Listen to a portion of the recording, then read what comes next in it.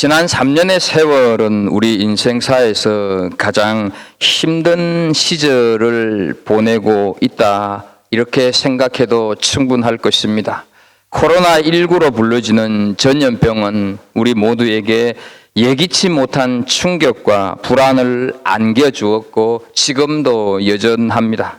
뿐만 아니라 이 유행병은 우리 삶의 모든 분야에 엄청난 변화와 함께 세계적인 전환의 시대를 만들어가고 있습니다. 기존에 있던 전통과 질서가 무너지기 시작했고 거기에 발맞추어서 새로운 대안들이 생겨나고 있습니다. 기존의 사고방식으로는 설명할 수 없는 시대가 되어가고 있습니다. 여기에 교회도 예외는 아닙니다. 어쩌면 가장 직격탄을 맞은 것이 교회일 것입니다. 공장이 몇 개 문을 닫았다, 일자리가 몇 개 사라졌다 하는 통계는 있어도 몇 개의 교회가 이 팬데믹 동안에 없어졌다고 하는 통계는 없습니다. 교회는 두려움과 불안 속에 어쩔 수 없이 온라인 예배라고 하는 것을 드리게 되는 생소한 현실에 분리 불안을 느끼면서도 인식의 변화가 생겨나고 있습니다. 이런 신앙적인 현상에서 우리는 예배에 대한 두 가지 불편한 진실을 마주하고 있습니다. 하나는 예배가 형식적으로 변질될 수 있는 위험성이 있다 하는 사실이죠. 어쩔 수 없이 차선책으로 드리는 온라인 예배가 지속이 되면서 굳이 교회에 모여 드리는 예배만 예배인가라는 예배의 규범과 예배의 정당성이 부인되고 있다는 사실이죠.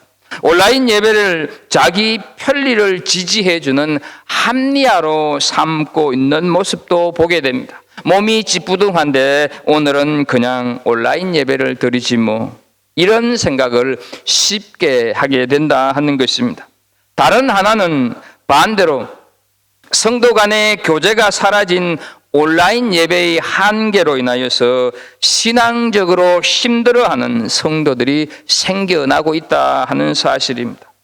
우리 앞에 놓인 이런 불편한 진실들을 극복하기 위해서 또 여전히 불안한 이 시대를 살아가는 우리들에게 있어서 이 시대를 이겨나갈 수 있는 힘은 예배를 통해서만이 얻을 수 있다 하는 사실이죠. 그래서 올해 우리 모두가 마음에 새기면서 실천해야 할 교회 표를 다시 참 예배자로 서게 하소서라고 정하면서 나태하고 합리화된 우리 예배를 좀 점검해 보면서 이 시대를 살아가는 힘을 참 예배를 통해서 얻는 은혜가 있기를 주의 이름으로 축복합니다.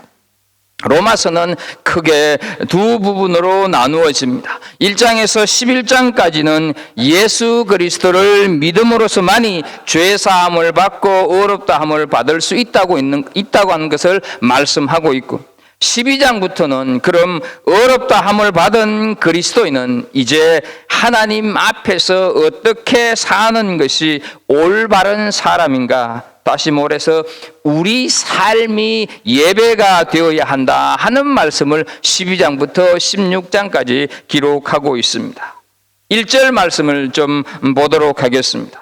그러므로 형제들아, 내가 하나님의 모든 자비하심으로 너희를 구원하노니 너희 몸을 하나님이 기뻐하시는 거룩한 산 제물로 드리라. 이는 너희가 드릴 영적 예배니라 말씀을 하고 있습니다. 여기 1절을 시작하고 있는 이 접속사 그러므로 하는 이 접속사는 11장까지의 내용을 전부 봤습니다.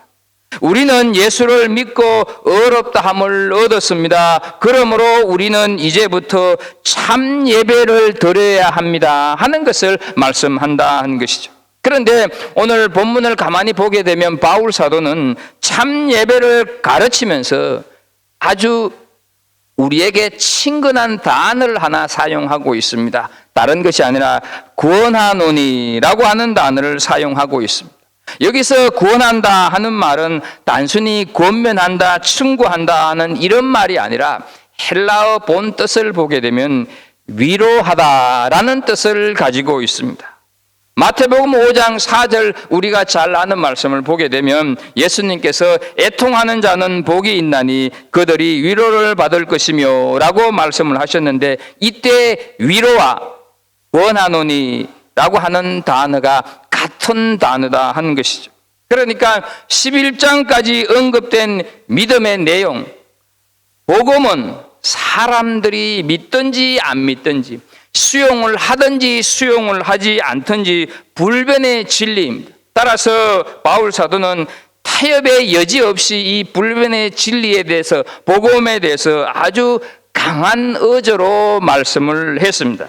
그런데 믿음으로 구원받은 그리스도인들이 어떻게 살아갈 것인가 하는 윤리의 문제를 말할 때는 아주 부드러운 어조로 말하는데, 그것이 바로 구원하노니라고 하는 단어를 사용하고 있다는 것이죠. 왜냐하면 예수 믿는다고 모든 사람들이 다 윤리적인 삶을 사는 것은 아니기 때문입니다. 예수를 믿으면서 바르게 사는 사람이 있지만 형편없이 사는 사람도 있습니다. 그러나 하나님을 믿는 사람이라면 바른 삶, 예배자의 삶을 살아야 할 의무가 있는데, 중요한 점은 바른 삶은 절대로 야단치고 질책을 해서 이루어지는 것이 아니다 하는 것이죠. 그래서 바울 사도는 끊임없이 인간을 사랑하시는 하나님의 자비하심처럼 너희에게 구원한다라고 이렇게 말씀을 하고 있는 것이죠. 그러면 우리는 하나님의 모든 자비하심으로 권면하는 내용, 다시 말해서 참 예배가 무엇인가 하는 것을 우리는 좀 살펴볼 필요가 있습니다. 먼저 참 예배는 드리는 것입니다. 참 예배는 먼저 드리는 것이다 하는 것이죠. 1절 말씀을 보게 되면 하반절에 너희 몸을 하나님이 기뻐하시는 거룩한 산제물로 드리라. 이는 너희가 드릴 영적 예배니라. 이렇게 말씀을 하여서 드린다고 하는 말씀을 2번 언급하고 있는 것을 보게 됩니다. 우리는 종종 예배를 본다 이런 말을 많이 사용합니다. 그러나 예배는 드리는 것이지 보는 것이 아닙니다. 올해부터 우리 갈보리 성도들은 절대로 예배를 본다 하는 말씀을 하지 않기를 축복합니다. 절대로 예배는 드리는 것이지 보는 것이 아닙니다. 어느 교회에서 설교 잘하기로 아주 유명한 목사님을 주일 예배에 설교자로 초청을 했습니다. 그런데 초청받은 목사님은 그 초청한 교회 담임 목사의 형님이었습니다. 그런데 그 강사 목사님이 오셔야 될 그날에 마침 병이 나서 그 주일에 오지 못하게 되었습니다. 유명 목사님이, 설교 잘한다고 하는 목사님이 온다고 하니까 성도들이 교회 안을 꽉 메우고 있었는데 지금 못 오게 되었으니까 아주 난감한 일이 발생한 것이죠. 이때 담임 목사님이 예배를 시작하기 전에 상황을 설명을 하면서 오늘 강사 목사님이 갑자기 몸이 아파서 못 오시게 되었습니다 라고 했습니다. 그러자 사람들은 여기저기 웅성웅성거리면서 술렁거리더니 급기야 어떤 사람은 일어나서 나가는 사람도 있었습니다. 그때 이 동생 되는 담임 목사님이 이렇게 말하면서 예배를 시작했습니다. 저희 형님이 오지 못하게 되어서 매우 죄송하게 생각합니다. 혹시 이 중에 저희 형님을 보기 위해서 온 분들이 있으면 지금 돌아가시기 바랍니다. 그날의 예배는 그 어느 때보다도 감동스러운 예배를 드렸다 하는 이야기가 있습니다. 예배는 유창한 설교가 아닙니다. 예배 속에는 찬양도 있고 기도도 있습니다. 그러나 이 모든 것들은 하나님께 드리는 것이지 내가 보는 것이 아니다 하는 것이죠. 예배는 하나님께 드리는 것이지 내가 보는 것이 아닌데 예배를 본다고 생각을 하니까 앞에서 말씀드린 것처럼 유명한 강사 목사님을 볼 수 없으니까 집에 돌아갔다 하는 사실이죠. 자, 그렇다면 예배는 하나님께 드리는 것인데, 보는 것이 아니고 드리는 것인데 무엇을 드려야 할까?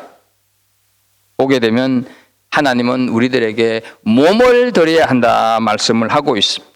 너희 몸을 드려야 한다 말씀을 하는 것이죠. 제사에는 반드시 드려져야 하는 것이 있습니다. 제물이 있습니다. 이것은 제사에 반드시 드려져야 할 제물이 있다고 하는 것은 곧 우리의 몸이 드려져야 한다 하는 말씀입니다. 우리가 예수를 믿은 후에 제일 먼저 일어나는 가장 놀라운 변화가 하나 있다고 한다면 우리의 몸이 하나님의 성전이 된다는 것입니다. 그렇다고 해서 우리의 신체 속에 어떤 변화가 일어나는 것은 아니지만 우리가 예수 그리스도를 구주와 주님으로 영접하면서부터 하나님의 성령께서 우리에게 오시는 것입니다. 그 순간 주님을 모신 우리 몸은 주께서 사용하기 원하는 주님의 성전이 된다 하는 것이죠. 더 이상 우리 몸은 우리 몸이 아니며 이제는 하나님의 몸이다 하는 사실입니다. 따라서 우리 몸은 하나님께서 기뻐하시는 일과 하나님의 뜻을 이루는 도구로 사용되어져야 하는 것입니다. 그래서 고린도전서 16장 19절과 20절 말씀을 보게 되면 너희 몸은 너희가 하나님께로부터 받은 바 너희 가운데 계신 성령의 전인 줄을 알지 못하느냐. 너희는 너희 자신의 것이 아니라 값으로 산 것이 되었으니 그런즉 너희 몸으로 하나님께 영광을 돌리라 이렇게 말씀을 하고 있습니다. 불신자에게는 물론 믿는 성도들에게서도 종종 받는 질문이 하나 있습니다. 그리스도인은 술을 마시면 안 됩니까? 담배를 피우면 안 됩니까? 성경에는 술 취하지 말라고 했지 마시지 말라고 한 곳은 한 곳 없습니다. 더욱이 담배를 피우지 말라고 하는 것도 없습니다. 그렇다면 마셔도 피워도 되는 것 아닙니까? 라는 질문을 받을 때가 많이 있습니다. 하지만 술을 마셔야 하나 마시지 말아야 하나 담배를 피워야 하나 피우지 말아야 하나 하는 것은 그리 중요한 문제는 아닙니다. 어떤 것이 하나님의 뜻인지 알기를 원한다면 술을 마시기 전에 진실로 하나님께 내가 감사 기도를 드릴 수 있는지, 담배를 피우기 전에 피울 수 있는 은혜를 주신 것을 감사할 수 있는지 이것을 한번 묻고 싶다 하는 것이죠. 그 행위를 통하여서 하나님께 영광을 돌릴 수 있는지 주님 앞에 먼저 물어보아라 하는 사실이죠. 하나님께서 우리 몸을 굴뚝이나 술독으로 만드신 것은 결코 아닙니다. 그리고 더욱이 예수님께서 굴뚝이나 술독의 몸인 우리를 위해서 십자가에 달려 돌아가신 것은 아니다 하는 사실이죠. 로마서 6장 13절을 현대인의 성경에 보게 되면 이렇게 말씀을 합니다. 여러분은 몸의 어느 한 부분이라도 죄의 도구가 되게 해서는 안 됩니다. 오히려 죽은 사람 가운데서 다시 살아난 사람처럼 여러분 자신을 하나님께 바치고 여러분의 몸을 정의의 도구로 하나님께 드리십시오. 이렇게 말씀을 하고 있습니다. 음식을 만드는 아내의 손에 들려있는 칼은 맛있는 요리가 나오지만 강도의 손에 들려있는 칼을 한번 생각해 보시기 바랍니다. 같은 도구가 누구의 손에 들려 있는가에 따라서 전혀 다른 결과를 가져온다 하는 것이죠. 누가 무엇이 우리 몸을 붙들고 있으며 어떤 것에 의해서 내가 사용되고 있는가에 따라서 우리의 몸이 의의 도구로 혹은 불의의 도구로 사용되어질 수 있다 하는 사실이죠. 하나님의 성전이 될 수 있는가? 동시에 사탄의 도구가 될 수 있는가? 이것은 바로 내가 무엇에 어디에 사로잡혀 있는가에 따라서 결판이 난다 하는 사실이죠. 우리는 정말로 하나님이 주신 이 몸을 하나님께 사용하고 있는지, 내 입술을 통해서 가난하고 고독하고 외로운 이들을 격려하는 말을 하고 있는지, 내 손이 하나님의 손이 되어서 힘없고 연약하고 무력해진 사람들의 손을 잡아주는 다정한 손으로 쓰임을 받고 있는지, 내 발이 하나님께서 가라고 하시는 곳을 향해서 가고 있으며 복음을 전하는 아름다운 발로 사용되고 있는가 하는 것을 우리는 한번 살펴볼 필요가 있습니다. 팬데믹 영향으로 온라인 예배가 계속되니까 컴퓨터나 핸드폰을 켜놓고 어떤 때는 침대에서, 어떤 때는 설거지를 하면서, 어떤 때는 청소를 하면서 예배를 드린다면 그것은 결코 예배가 아닙니다. 내 몸이 드려지는 예배가 아니면 예배라고 할 수가 없다 하는 것이죠. 우리 몸이 하나님께 의의 도구로 드려지는 그런 예배자의 삶을 살아가는 이 한 해가 되기를 주의 이름으로 축복합니다. 두 번째로, 참 예배자는 그 재물이 산 재물이 되는 삶을 살아야 한다 하는 것입니다. 1절 하반절에 하나님이 기뻐하시는 거룩한 산 제물로 드리라 이렇게 말씀을 하고 있습니다.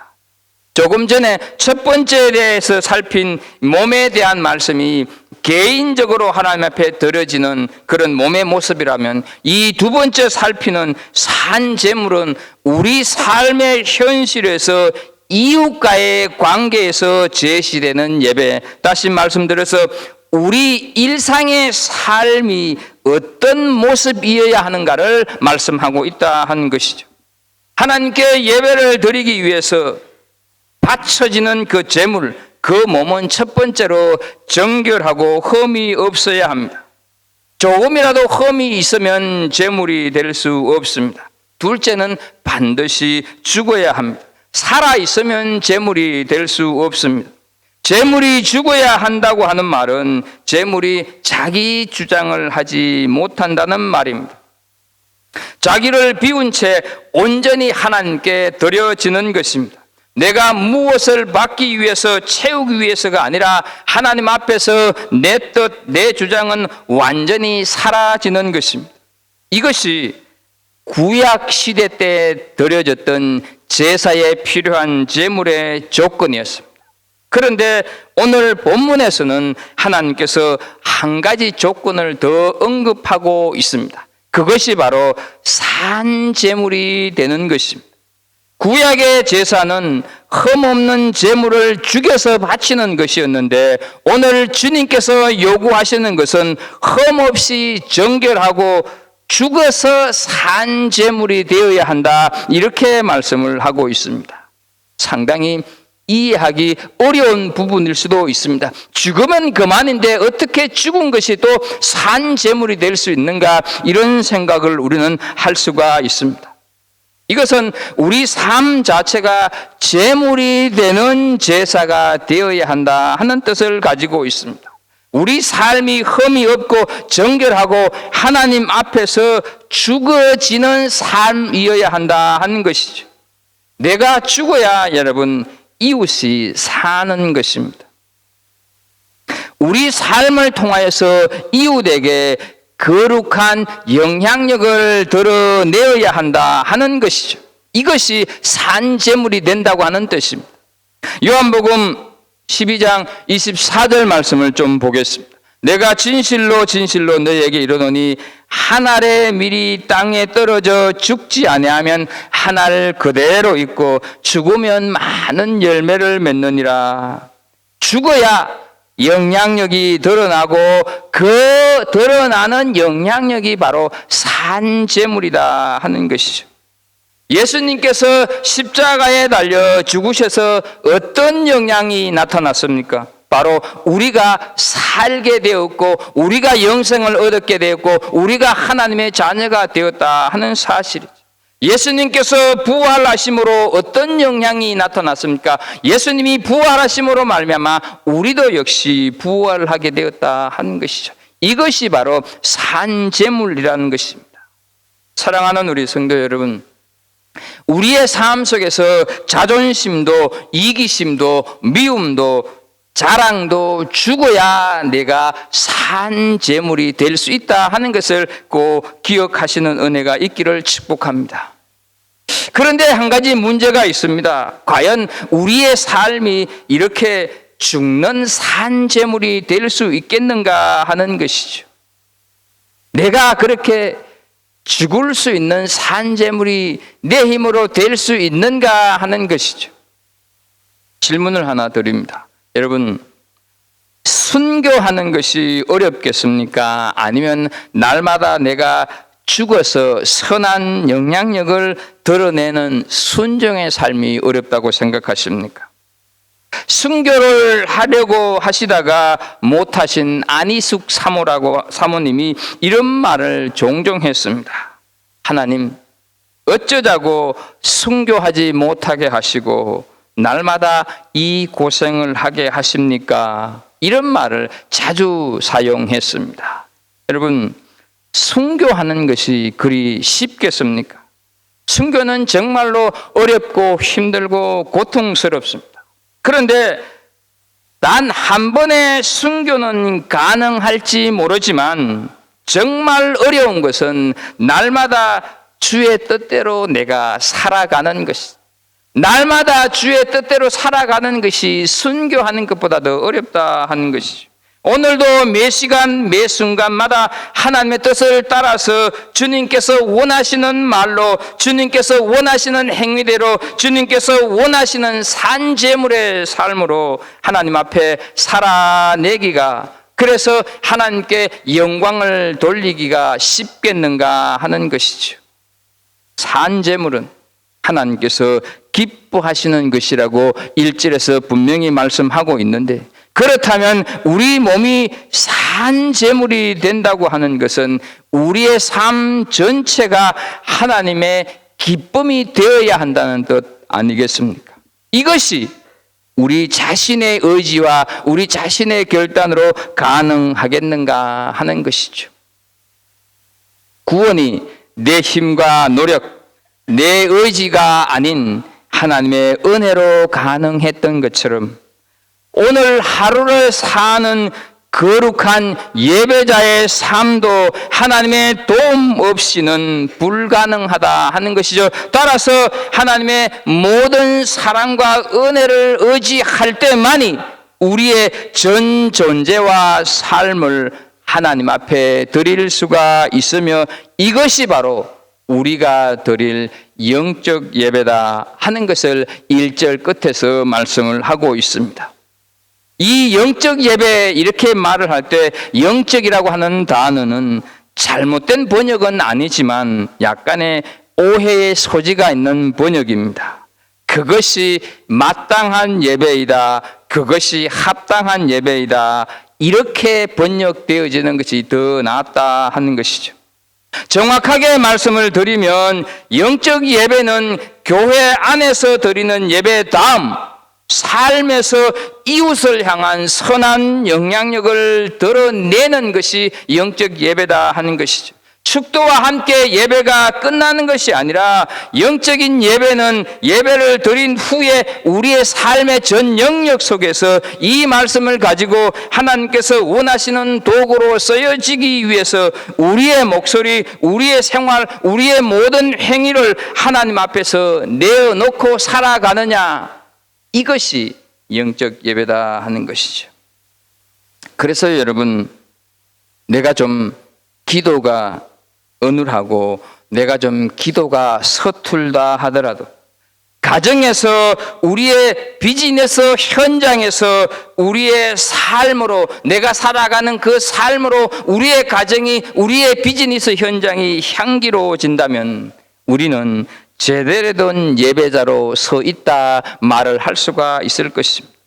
예배당 안에서 드리는 예배만 영적 예배가 되어서는 안 되고, 예배당 안에서만의 예배를 영적 예배라고만 생각하기 때문에 거룩과 상관이 없는 삶을 살고, 그 결과 오늘날 그리스도인은 세상에서 손가락질 받는 지탄의 대상이 되고 있고, 교회의 얼굴은 독선과 이기심으로 세상 사람들에게 그려지고 있다 하는 사실이죠.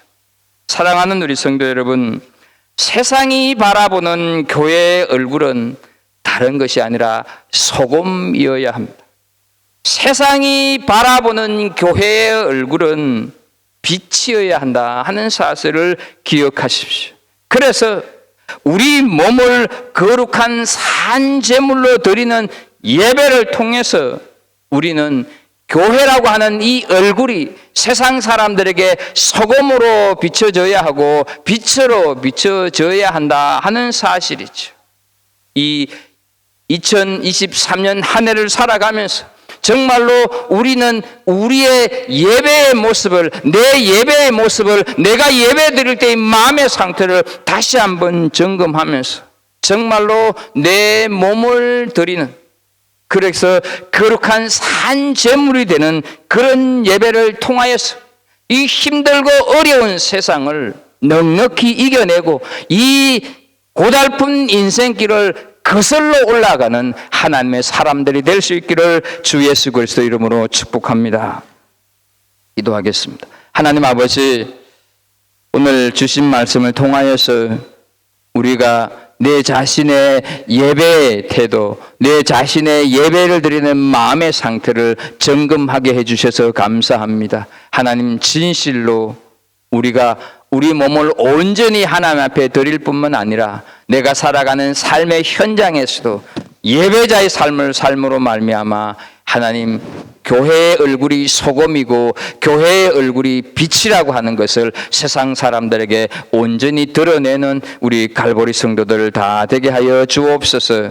예수님의 이름으로 기도하옵나이다. 아멘.